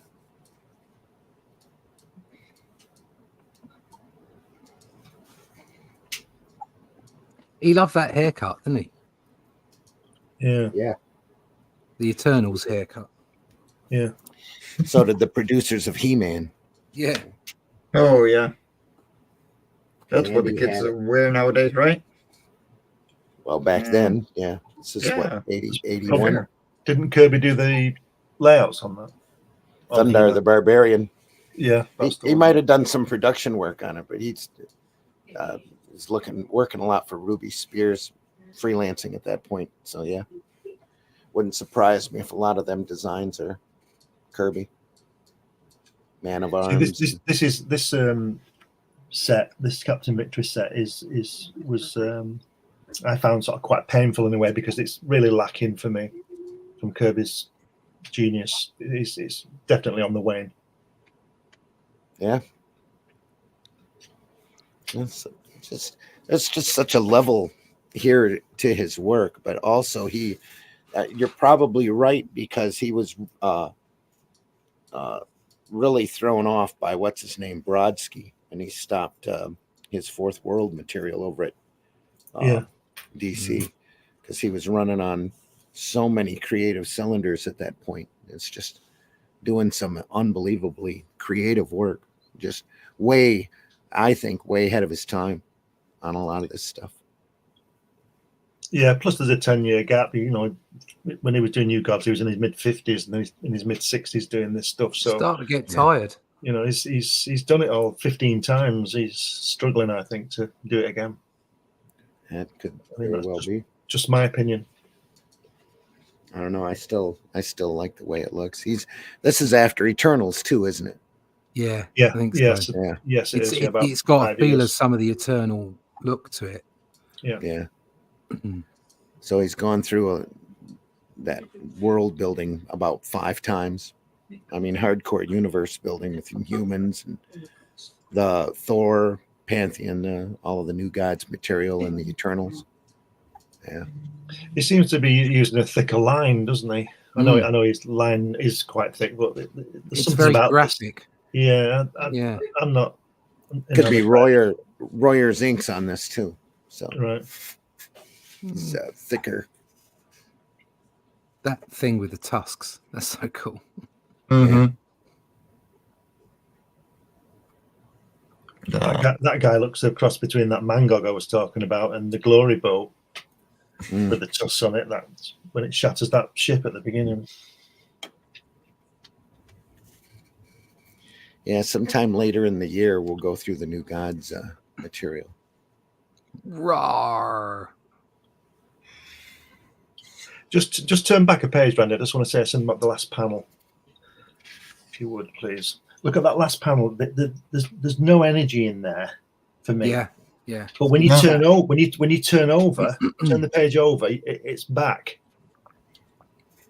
I don't know whether it's the next 5 minutes he does it or the next day, but look at that. Yeah. It's back. It's the way. It's because the strike lines in the previous panel are so very uniform. Yeah. Might have been done on a Friday or something. Again, something really easy to get wrong. Yeah. Is your power lines and strike lines. It's so easy to lack energy. Again, I've done it before where I've put them in and thought, yeah, they're great. And then you see the finished product and you think the energy's been sapped from it. Why? And I think so much of it is to do with uniformity. That could go back to the inker too. Yeah, the way you ink it as well. Yeah, because you always lose some energy from your pencils to your inks anyway. Yeah. That top right panel's horrible. It's just there's no detail there at all. Mm-hmm. In fact, the only time I see energy added is when you've got an inker like Alcala on Buscema. And I think actually although he wasn't keen on it, I think overall energy is added because of the amount of wonderful line work that Alcala did. It's literally chemistry. You know, how chemistry, you mix with the other person's action. There's been that Tom Palmer on anybody, you know, looks like Tom Palmer. Yeah, well, again with Sinnott as well. Yeah, Sinnott's the same way. A lot of times they can just overpower bad storytelling and bad composition with great artistic inking style. That's a testament to how good the penciler is. That too, yeah. That you can see Buscema and Kirby come through. Oh yeah, Sinnott's and Palmer's inks, and still know, and Alcala's inks, and still yet, see who they are. And yet, you need somebody like Palmer in order to handle a hard penciler. That's why they put him with Gene Colan so much. Yeah, because of Colan's cinematic pencils. It's very cinematic and very shaded. Yeah, I mean, it doesn't lend itself to be inked, does it? Yeah. Really, it doesn't lend itself. Doesn't. It takes a true craftsman like Palmer to be able to handle it and have it look right. I always thought Klaus Janson did a good job on Gene Colan as well. Yeah, there's a very loose line to complement Gene's loose line, because we said it before. Gene's an illustrator, I think, rather than a comic book artist like Barry Windsor Smith. You know, I think sometimes Klaus Janson can be right on, and he gets around. I've seen him perform miracles around some of the most bland pencilers out there. There's Marvel 2-in-1 with Thing and Black Widow. I think it's number 10. It's got Thing pulling a big bomb on the cover. That Bob Brown is a real simplistic penciler, but Janson goes over and inks it, and it looks just phenomenal. Almost on the level of a Modesty Blaze look to it. So it's chemistry. It's how you mix with the two people together. Go ahead, Whiskey. Sorry. Yeah, Russ, before you talked about energy, and you use the terminology quite often, how would you describe what energy is to a layman that doesn't know what you're talking about? Like dynamic movement, because you use it quite often. Yes. I think it's hard to nail down, but if you look at that top left hand panel, there's very little descriptive illustration in it. It's the strike lines. It's the white out strike lines on the inside of the black items. The energy. Then you put the text on, and it's done in, it's at an angle. The thickness at the end of the strike lines. There's so many different elements that go into creating an energetic panel. And if you go back to that one that Glenn picked out, the previous page, last panel, the energy is lost from that because there's quite a lot of uniformity in the lines, the strike lines, and also everything else is the same line width. Mm-hmm. So all the guns are almost the same line width as some of those some of that shrapnel stuff. Yeah, and it's difficult to nail down one particular thing, but lots of things go together to create a panel that has power. So when we talk about energy, it's simply a powerful panel. And also, you look at that explosion at the top left. Because of the way that the white is left around where the blast is, and the lines emanate from it, it gives an impression of force in a particular direction, multiple directions, but in a particular direction, and that in itself creates the energy. So it is really difficult to describe, which is why it's so much easier to describe when you've got good, powerful panels, energetic panels in front of you to help your description. I don't think I think I lack the words to be able to describe it properly, and I just shortcut it to energy. Because I've heard it used in all kinds of different ways and different things, not necessarily specific to explosions. Sometimes a catch-all term. And it's a very nebulous terminology or slang in comics. You're right. It is nebulous, but I think it's nebulous to describe, but it's pretty easy to see. Mm-hmm. I think you can look at a panel. Anyone can look at a panel and see whether it's exciting, whether it's got, because every panel is static. It's not an animation, and yet somehow some panels and some artists manage to make their static images alive with movement, and that's where the energy is coming from. So you would describe like the panel on the left there as energetic, or energy as energy, as opposed to the panels on the right. Well, for the panel on the top left has energy. Yeah. And the panel on the top right has, but not as much. But that's down to maybe the subject matter. And then, of course, you've got the guy just talking there with panel 2 on the right-hand page. So that lacks the energy of those other two panels.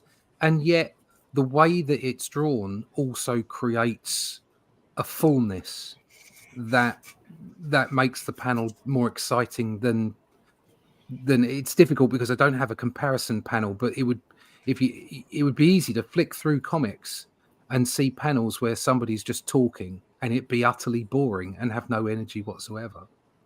And some of that is style and some of that is placement.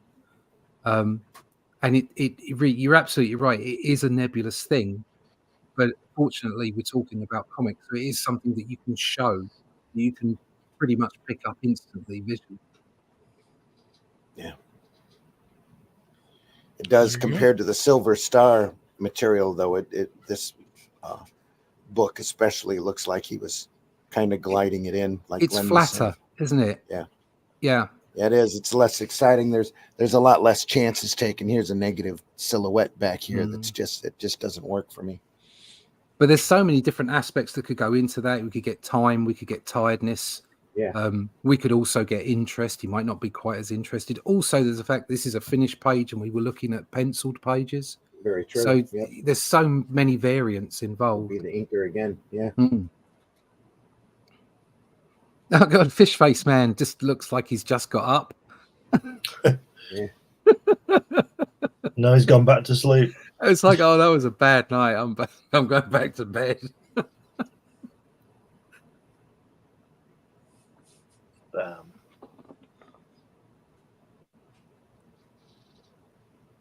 See again with that bottom right panel, the debris coming from the blast. It's all the same line weight as the arms and the gun blast and everything. It doesn't work, does it? Whatever energy that could have had in it, which I would think probably in the pencils there was, is being lost by the line weights. Mike Thibodeau. Yeah. Not a very inspired inking job.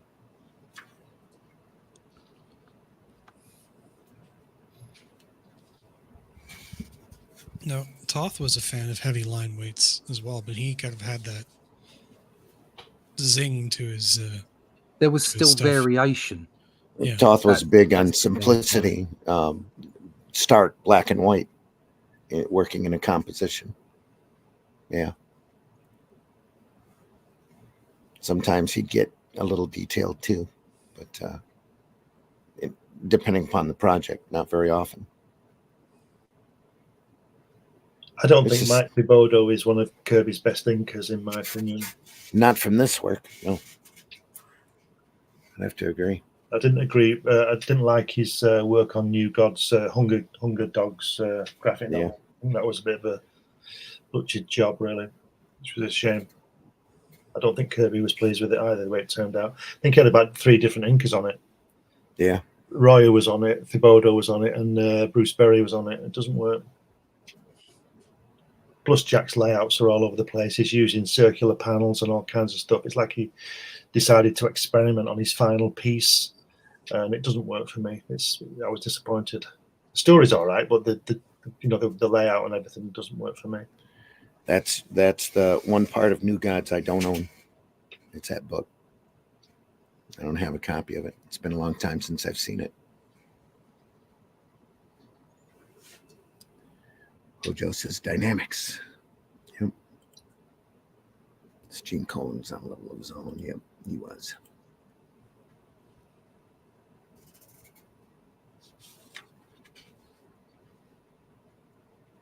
Right.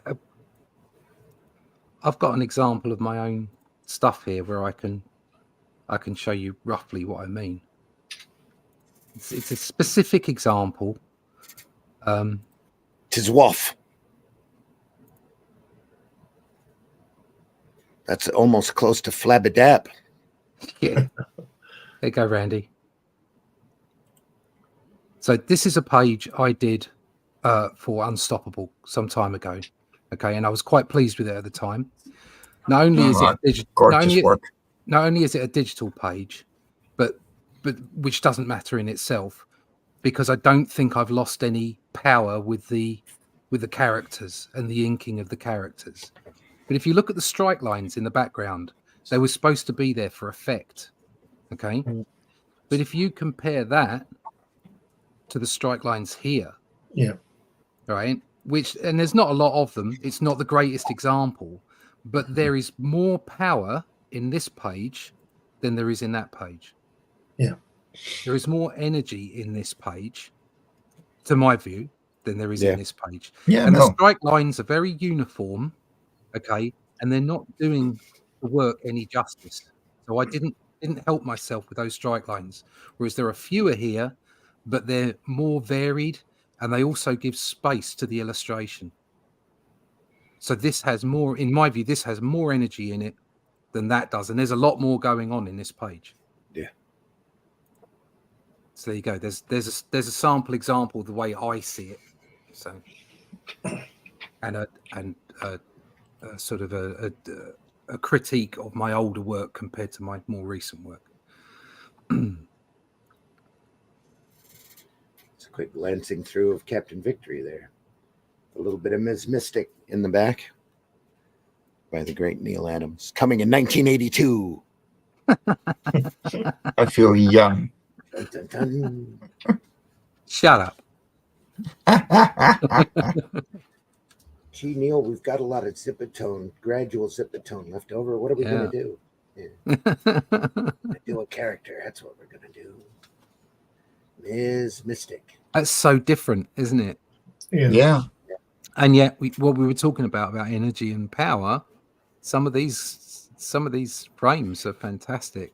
Just, I mean, look at that. There you go. Him talking there, just in that middle. Just the style on its own creates a buzz on the page. Yeah. We have the Dead Man series we'll look at here eventually. Oh yeah, how wonderful is that? God. Yeah. That's some great stuff. It's been a long time since I've read that material. He's been quite pedestrian here with his panel layouts, Neil Adams. In Dead Man, he was bonkers. Yeah. He decided to let himself loose a bit. Look at that Mike Grell piece as well. And with the Mike Grell piece, pulse pounding action on sale in late December. Laser guns and loincloths, we love it. Eye patches. I'm sure he didn't, but it looks like Dick Giordano in that Mike Grell piece. Yeah, same kind of line, loose line. Sure does. It's lovely, isn't it? Or it could, or Adams, in fact. That's all Grell. That's all Grell there, though. Is that all Grell? Yeah, he signed it. Yeah, their name on it. Yeah, he's at the peak of his form. That lovely, fine yeah, aspect to it. Yeah. Great artist, Mike Grell. More great stuff to look at. More great stuff on the way, folks. And with a little Kirby here. See those whatever those things are, what they move in, the rocks or whatever, bits of machinery, whatever they are, all the same weight again. It doesn't work to me. Yeah, no, I hear you. No, it doesn't, because it's uniform. But there is, it doesn't show what is what. Yep. I'll tell you what else. I'll tell you what else has happened. Sorry, Mike. I'll tell you what else has happened as well. I'm thinking it's Thibodeau again. He's used a ruler for the lines. Yeah. I'd do that freehand. So to give it an organic feel. Well, that's what do I know? Silver Star, the Graphite Edition, folks. Captain Victory #3, both from Pacific Comics. The Tomorrows is the publisher of this Graphite Edition. Well worth your time if you love Kirby. Good stuff. Great stuff. Next week, more stuff. More stuff. I like on that Captain Victory cover there. Just before we finish, I just love the way they're sort of thrown on that Neil Adams backup feature. Yeah. Shit, we figure where we're going to put it. Oh, stick it at the bottom there. Be fine. Just put it in the corner. Yeah. No one sticks Neil in the corner. They'd have put it in this corner, but the main character was right there. So exactly. We should have just left it off because we don't care whether Neil Adams is in the back of there, do we? as much as we love him, That was technically Ms. Mystic's first appearance. So yeah, it would have been a nice surprise, wouldn't it, just to turn the page and that was there. Where that character would go. Yeah. What did they do to her hands, though? She's all wobbly. She's surprised that they've stuck Neil Adams' backup feature across her. Yeah, she's got Doctor Strange hands on. Doing that doodle, yeah, like Wayne's World. And she's got Princess Leia ears. The hair. That too. Yeah. Folks, we want to thank you so much for stopping by.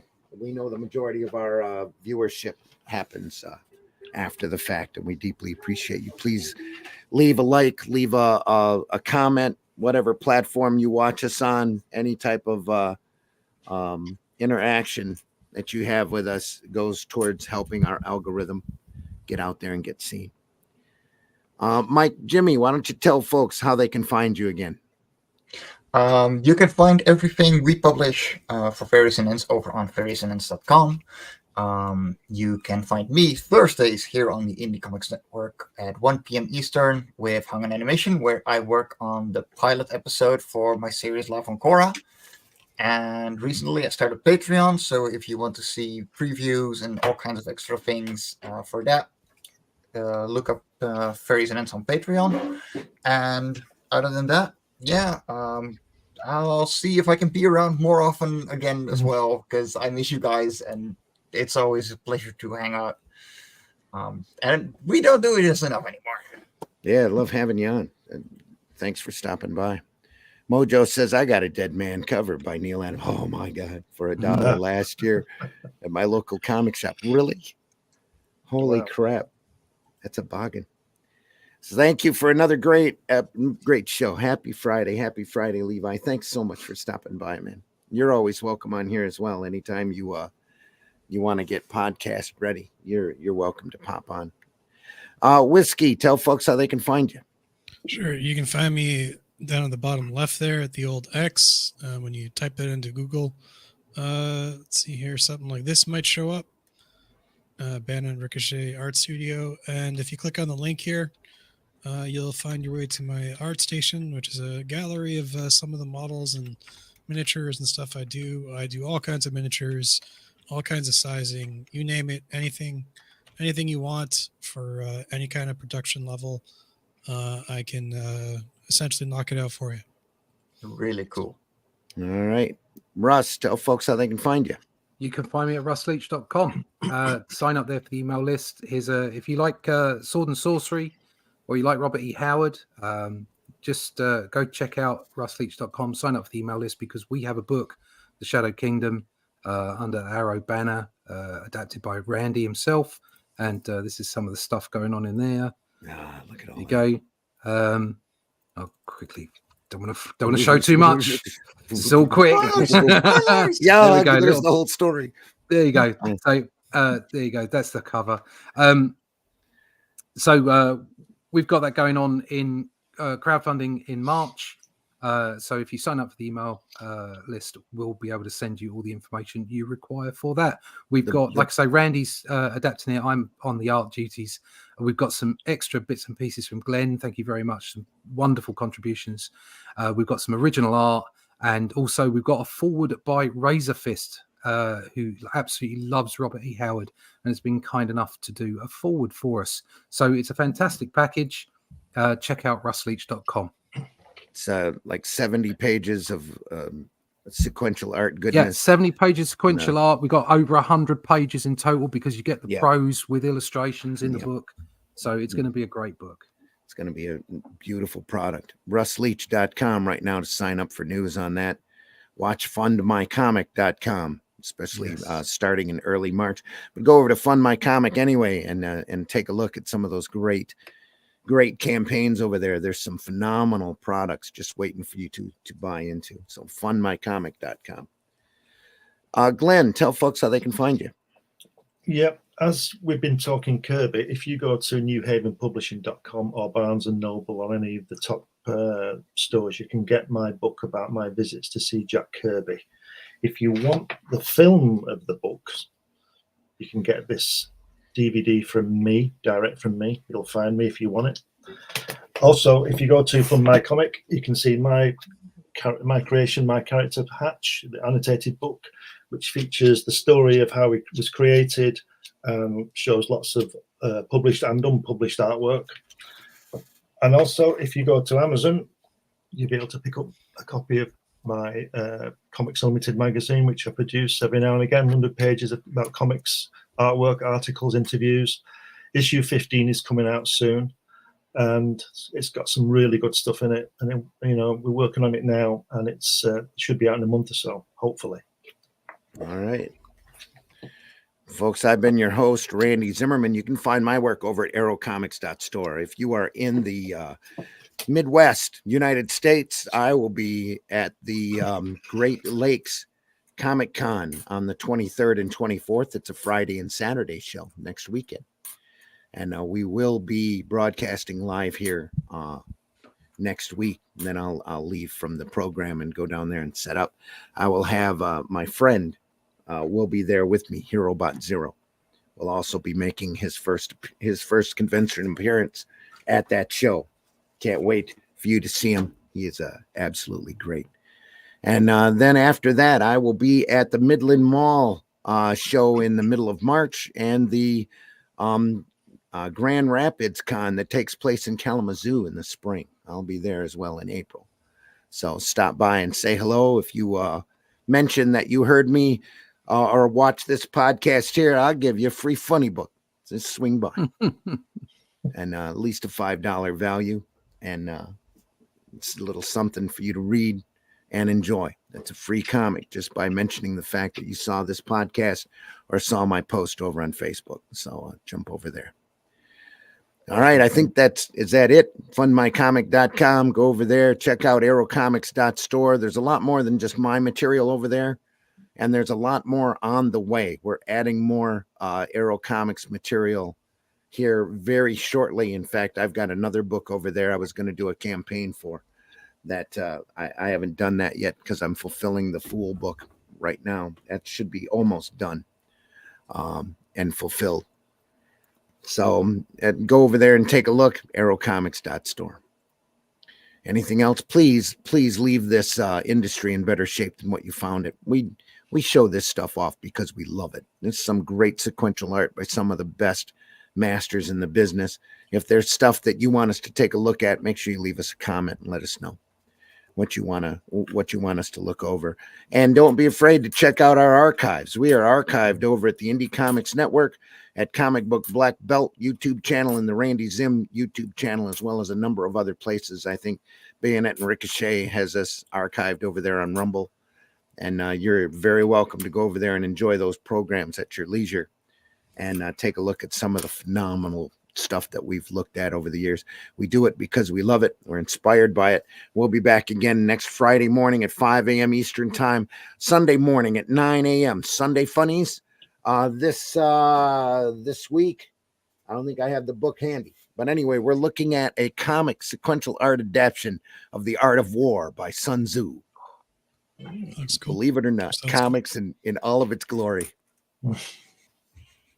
From Smart Comics. Because, the power of comics. So stop by Sunday Funnies, 9 a.m. here at the Indie Comics Network Eastern time. And adjust your clocks and alarms accordingly. And we'll see you then. Anything else, folks? Be better. Stay awesome. Buy more comics.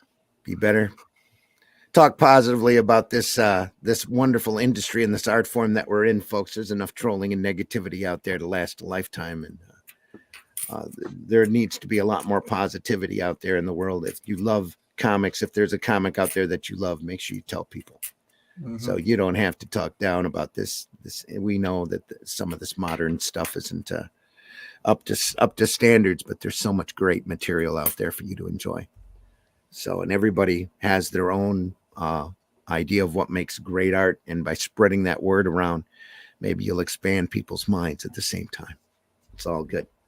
Folks, take care. Read comics. Read alternative and independent comics, especially ours. Watch the Indie Comics Network, and as we expand and grow, more programs coming all the time. You'll see as we go out, I've got an outro now that's got some of the new programming and some of the programming that we've added. There's a little something up there for everybody. So appreciate you all. Take care, everyone. Take care. See you, folks. We'll see you next time.